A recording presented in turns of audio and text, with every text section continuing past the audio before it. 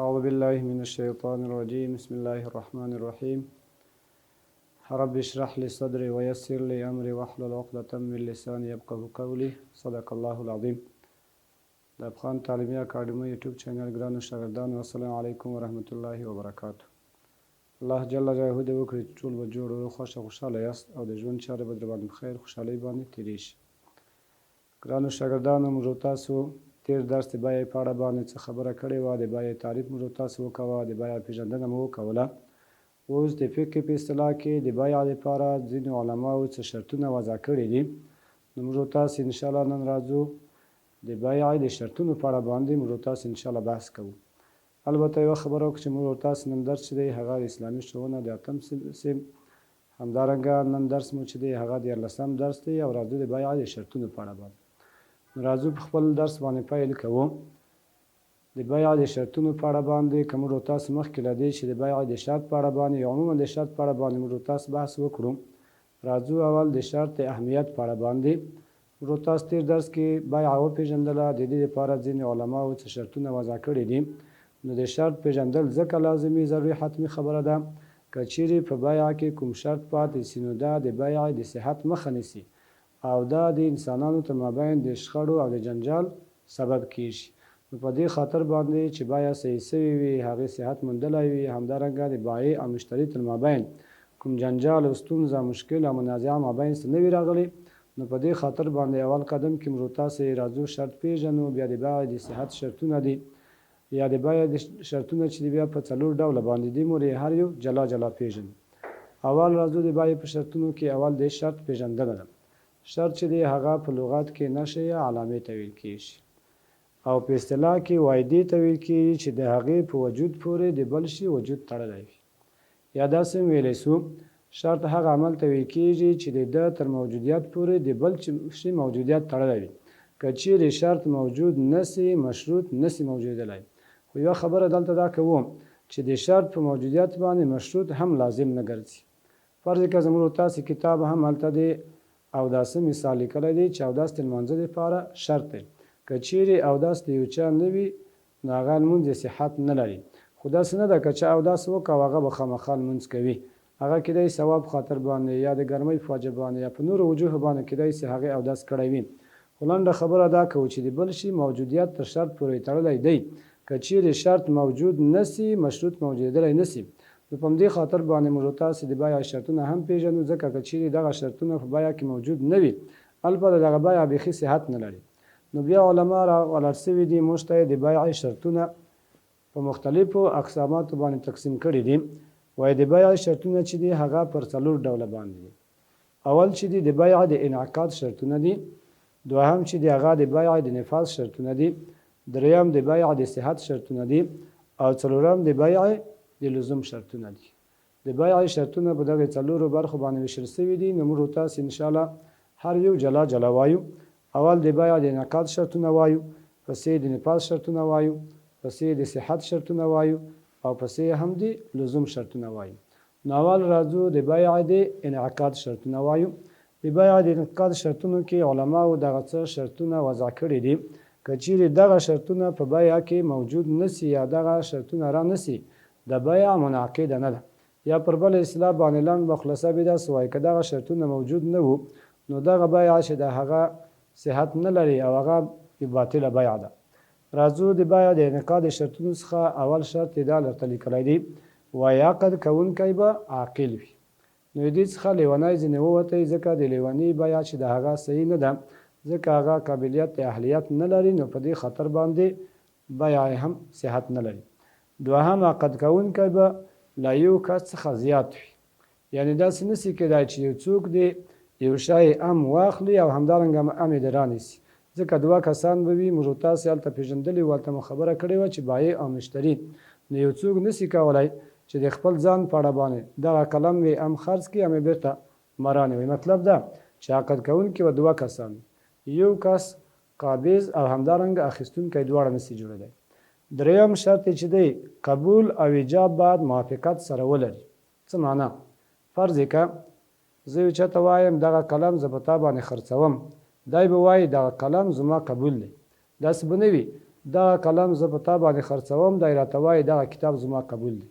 دلته د ایجاب او د قبول تر مابین موافقت رانغلو، نو د ایجاب او د قبول تر مابین به موافقت راځي. ایجاب او قبول په داسې الفاظو سره وي چې په الحال د عقد سر ته رسولو او د رضایت معنا ورکړي، هغه به د وعدې په شکل باندې نه وي. یعنې داسې به نه وي دا چې زه فرض که دغه قلم کیدای شي په تا باندې خرڅ کم، دی وایي کیدای شي زه یې رانیسم، نه، په الحال به په ورکولو باندې دلالت کوي. دغه قلم زه په 10 افغانۍ په تا باندې خرڅوم، مقابل لوری به وایي بس زما قبول دی. د وعدې معنا به نه ورکوي چې کیدای شي یا داسې وایي کیدای شي زه پر روان هفته کې دا قلم په تا باندې خرڅ کړم. دا بیعه چې د هغه منعقده نه ده، د انعقاد شرط پکښې نشته، ځکه دا د وعدې مثال لري. د متعاقدینو د بیعې د مجلس یووالی، یعنې دغه عقد چې د متعاقدینو د خوا کېږي دا به دواړه په یو مجلس کې وي. داسې به نه وي چې ایجاب اوس وسي او قبول یو 2 ورځې وروسته یا سبا یو ساعت وروسته، ځکه بیا هم دلته جهالت مابین ته راځي او کیدای شي دوی ته مابین څه جنجال مابین ته راسي. بله خبره چې دا د بیع د انعقاد شرطونو څخه د مبیعې شتون دی، یا دغه شی چې کله څوک رانیسي هغه مبیعه به موجوده وي. فرض که یو څوک دی یو چا نه کمپیوټر رانیسي، کمپیوټر زه لرم په کور کې راسره دی، په تا یې په 15,000 افغانۍ باندې خرڅوم، دغه بیع منعقده نه سوه، ځکه د دوی دواړو ته مابین جنجال مابین ته راځي. کله چې کمپیوټر ولیدي هغه به یې د خوښ نه وي، نو کله چې دا د کمپیوټر رانیسي هغه به دلته موجود وي چې دا یې وګوري. که چیرې هغه موجود نه و، هغه په دغه ځای کې شتون نه درلوده، نو دا بیعه هم منعقده نه ده. مبیعه باید مال متقوم وي. اوس بېرته زموږ تاسې په خانه درسونو ته هلته خبره ځي، مال متقوم موږ دلته داسې بلوه چې دا شرعا قیمت ولري، شرعا قیمت ولري. کوس یو څوک راولاړېږي په چا باندې داسې یو شی خرڅوي چې هغه شرعا قیمت نه لري، لکه شراب، دا بیعه منعقده نه ده، ځکه دا په شریعت کې ناروا دي. د دې نارواتو په اړه باندې قرآني دلایل موږ تاسو ویلی وو. نو بل شرط یې دا و چې مبیعه باید مال متقوم وي، یعنې داسې یو شی به وي چې هغه شرعا قیمت ولري او هغه ارزښت ورکول سوی. مبیعه باید د پلورونکي ملکیت وي. کله چې یو څوک یو شی خرڅوي هغه به د ملکیت وي، د په لاس کې به وي.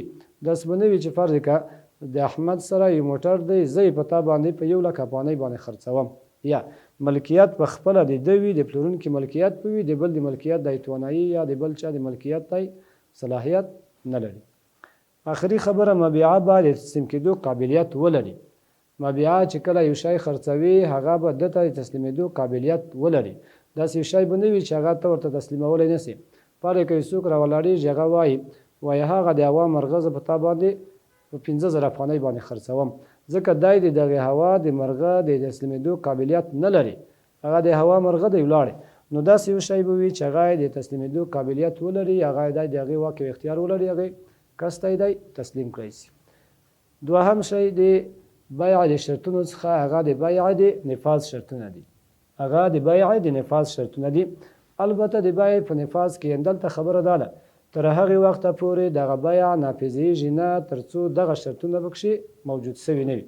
دا موږ 2 برخو ته ویسلی سو، یو ملکیت یا د ملکیت ولایت دی، او دوهمه په مبیعه کې باید له بایع پرته د بل چا حق نه وي.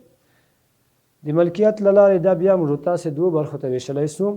یو د نیابت له لارې، فرض که یو څوک راولاړېږي د بیع دپاره د خپل ځان دپاره وکیل ټاکي، دغه موټر دی ته د دې وکیل یې ته زما دپاره خرڅ کړه چې په هر څه باندې دې خرڅ کړي. او یا داسې وي چې د شارع له لارې، لکه وایي د پلار ولایت د کوچني زوی په ملک، هغه د شارع. دلته د شارع په اړه باندې که لږ خبره وکړو، شارع ویل کېږي څه ته. کله که چیرې موږ تاسې د کوم شی په قرآن کریم باندې ثابت وو، هلته چې کله د شرع نوم راځي یا شارع راځي، هلته ورڅخه مراد الله جل جلاله راځي. او که چیرې شارع په احادیثو کې راځي، هلته بیا ورڅخه نبی کریم صلی الله علیه وسلم مرادیږي. نو دلته د شارع له لارې، یعنې دا د پیغمبر صلی الله علیه وسلم په حدیث سره هم د خبره ثابته ده چې د پلار د خپل کوچني زوی د مال په اړه باندې مالک پلار دی، چې په هغې کې هر رقم تصرف کوي هغه کولی شي، ځکه دی د ماشومتوب په وجه باندې یا په دې اړه باندې چې دی د ښو او د بدو تر مابین تمیز نسي کولی، د ښو او د بدو تر مابین فرق نسي کولی. نو په همدې وجه باندې د ده ولي چې دی چې هغه پلار دی، د ده د مال ملکیت د هغې سره دی، او بغیر د دغه زوی د اجازې، بغیر د زوی د اجازې په هغې کې دی تصرف کولی شي. ځکه د هغې اجازې ته ضرورت ځکه نشته چې هغه ماشوم دی یا هغه تر اوسه پورې په شاه بد باندې نه پوهېږي. او یا په مبیا کې باید له بایې پرته د بل چا حق موجود نه وي، او که چیرې د بایې نه بغیر د بل چا حق پکښې موجود وي د هغې اجازه بیا شرط ده. ځکه ځینې وختونو کې داسې راځي چې د مال یو د بل سره شریک وي یا دوه کسان وي په یو شي کې سره شریکان دي، که چیرې دوی سره شریکان وي او بیا یو شی خرڅوي نو د هغې بل شریک اجازه پکښې شرط ده، د هغې اجازه به د اخیستې وي، که د هغې اجازه نه وي یوازې په خپل سر باندې دا د شی خرڅولی نشي. دریم د بیع د صحت شرطونه دي، یعنی بیع بیخي صحیح کېږي نه تر څو دغه شرطونه موجود سوي نه وي. اول شرط دا دی بیع باید موقته نه وي، بیع به د معلوم وخت دپاره نه وي. فرض که یو څوک راولاړېږي وایي زه دغه کمپیوټر په تا باندې خرڅوم د یوې هفتې دپاره، د یوې هفتې دپاره یې خرڅوم، پس د یوې هفتې بېرته ماته راکوې، دا بیع چې دا صحت نه لري. ځکه په دې کې یو فاسد شرط کېښول سو، دا هم کیدای شي بیا په آینده کې د دوی تر مابین د جنجال یا منازعې سبب جوړ شي. مبیعه باید معلومه وي، مبیعه باید یعنې کوم شی چې خرڅوي دا باید معلوم وي، دا ورته وټاکي چې دغه داسې نشي کېدای چې یو څوک راولاړ سي وایي فرض کړه زه پسونو رمه لرم، په دغې رمه کې یو پسه یې زه په تا په 10,000 افغانۍ باندې خرڅوم، دا بیع صحت نه لري. ځکه دا بیع چې د هغه مجهوله سوه د مجهول شي خرڅول چې دی بېرته دوی دواړو ته مابین جنجال او مابین ته راځي. نو په دې خاطر باندې مبیعه باید معلومه وي، قیمت باید معلوم وي، قیمت باید معلوم وي.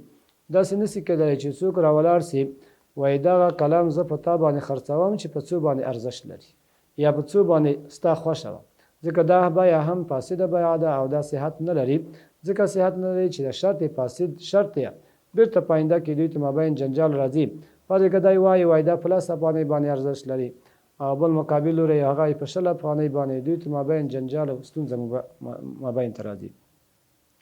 بیع باید له فاسد شرط څخه خالی وي، داسې شرط په هغې کې نه ایږدي چې هغه شرط خپله فاسد شرط وي. فرض که یو څوک وایي دغه کور زه په تا باندې خرڅوم خو ته بېشه د کرایه باندې نه ورکوې، دا یو فاسد شرط سوله.